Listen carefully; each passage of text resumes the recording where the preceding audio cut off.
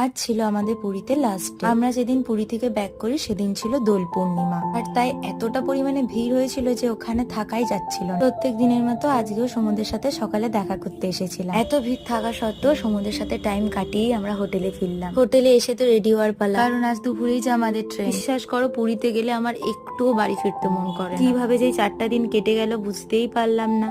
আমরা হোটেলে 3টে রুম নিয়েছিলাম। রুমগুলো তো তোমাদের সাথে শেয়ার করা হয়নি, তাই 2টো রুম একটু একটু করে শেয়ার করে দিলাম। সবাই রেডি হয়ে গেছে, আর এর মধ্যে আমাদের গাড়িও চলে এসেছে। এই যে দেখছো লাগেজ উঠছে গাড়িতে। সত্যি যদি আরো কটা দিন থাকতে পারতাম, পাইতাম যদি থাইকা যেতে এই সাগরের পাড়ে। আমার চেনা সেই পুরী, আমার প্রিয় সমুদ্রকে টাটা করে বেরিয়ে পড়লাম স্টেশনের উদ্দেশ্যে। সমুদ্রকে প্রণাম করে বললাম আবার আসবো। পুরী এলে কোনোবারই আমার ছেড়ে যেতে ইচ্ছে করে না। যাওয়ার সময় প্রচন্ড কান্না, আর এখন ভিডিও এডিট করার সময় আমার চোখ দিয়ে জল পড়তে যাবে। আমরা স্টেশনে পৌঁছে গেছি এবং ট্রেনের জার্নিও শুরু হয়ে গেছে বাড়ি ফেরার পথে। যদি ভিডিওটা ভালো লাগে সাবস্ক্রাইব করে দিও। Bye bye.